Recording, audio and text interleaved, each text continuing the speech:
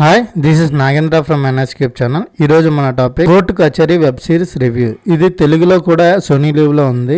Starting by Pavan Malhotra, Ashish Varma and Aayshi Nema. Jolly LLB తరహాలో court వర్షన్లో ఇది ఒక కామెడీ వర్షన్. స్టోరీ మెప్పించిందనే చెప్పాలి. ఎందుకంటే ఇది ఒక బొమ్మరిల్ స్టోరీలా ఉంటుంది. ఎందుకంటే సిటీలోనే నంబర్ 1 లాయర్ అయిన మాథుర్, ఆయన కొడుకు ప్రేమ్ మాథుర్ కూడా ఆయన దగ్గర చేర్చుకొని నంబర్ 1గా ఉండి తర్వాత ఢిల్లీలో కూడా హైకోర్టు అండ్ సుప్రీంకోర్టులో కూడా నంబర్ 1 స్థానంలో ఉంచాలని కలలు కంటాడు. అనుకోని పరిస్థితుల వల్ల ప్రేమ్ మాథుర్కి ఇదంతా ఇష్టం ఉండదు. తనకి కెనడా లేకపోతే యుఎస్ఏ వెళ్ళిపోయి హ్యాపీగా బతకాలని అనుకుంటాడు. ఆ తర్వాత ఏం జరిగింది అన్నదే ఈ స్టోరీ. ప్రేమ్ మాథుర్ చివరికి కెనడా వెళ్ళాడా లేకపోతే ఇక్కడే ఉండి ఆయన తండ్రి అడుగుజాడల్లో నడిచాడా అన్నదే ఈ కథ. సింపుల్గా చెప్పాలంటే ఇంతే. కాకపోతే ఈ స్టోరీ కామెడీగా వెళ్తున్నా కూడా ఒక సీరియస్ మ్యాటర్ని మనకి పరిచయం చేస్తుంటుంది. అన్ని ఉద్యోగాల్లాగా లా అనేది చాలా కష్టమైన జాబ్ అని మనకి తెలియజెప్పింది. ఎందుకంటే లా చదివిన పట్టా పట్టుకొని కూడా మనకి ఒక కేసు రాకపోతే మనకి దగ్గర డబ్బులు ఉండవు. లా చదివిన తర్వాత ఒకరి దగ్గర ప్రాక్టీస్ చేయడానికి మనకి అనుమతి కూడా ఉండాలి. చాలామంది ఎన్ని బాధలు పడుతూ ఒక కేసు లేకుండా కొన్ని సంవత్సరాలు కోర్టుల చుట్టూ తిరుగుతున్నారు అన్నది చాలా హృదయపూర్వకంగా కామెడీ తరహాలో కూడా చూపించారు. ఈ స్టోరీలో బాగా వర్కౌట్ అయ్యింది ఏంటంటే ఫాదర్ అండ్ సన్ సెంటిమెంట్. వాళ్ళిద్దరి మధ్య సీన్స్ ఏవైతే ఉన్నాయో చాలా బాగా రాసుకున్నారు. దాన్ని ఎగ్జిక్యూషన్ కూడా చాలా బాగా చేశారు. కోర్టులో ఇన్ని ప్రాబ్లమ్స్ ఉన్నా కేసు ఓడిపోయి తన పరువు పోతున్న సమయంలో కూడా తన కొడుకు వల్లే ఆ తప్పు జరిగిందని తెలిసి కూడా తన తండ్రి యొక్క రియాక్షన్ ఎలా ఉంటుంది అనేది చాలా బాగా చూపించారు.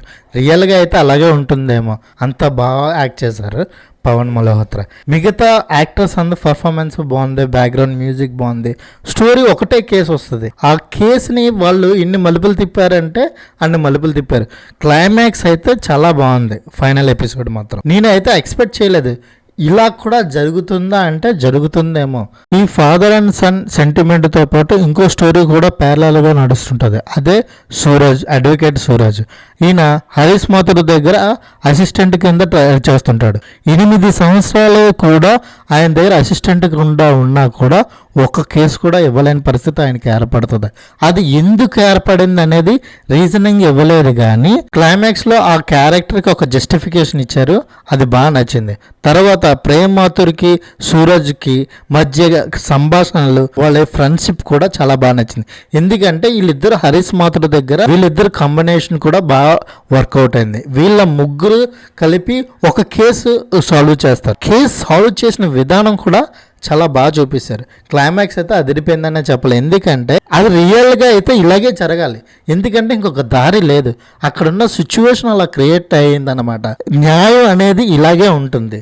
ప్రపంచంలో ఏ న్యాయస్థానం అయినా ఇలాంటి కండిషన్ ఎదుర్కొనేది తప్పదు. కోర్టు లోపల కాకుండా బయటే ఇలాంటివన్నీ సాల్వ్ చేసుకోవాలి. లేకుండా కోర్టులో గెలిచే పరిస్థితి మనకి ఏర్పడదని రాజ్యాంగం మనకు చెప్తుంది. ఇలాంటి కండిషన్స్లో ఒకటే ఉంది, కాంప్రమైజ్.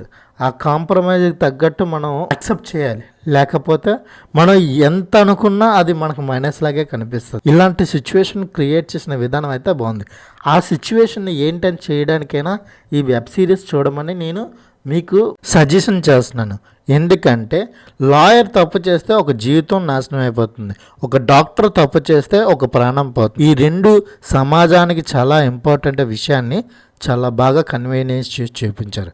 ఈ వెబ్ సిరీస్కి నేను ఇస్తున్న rating 3/5. This is Nagendra from ఎన్ఎస్కేప్ channel. Please subscribe my channel. Thank you for watching.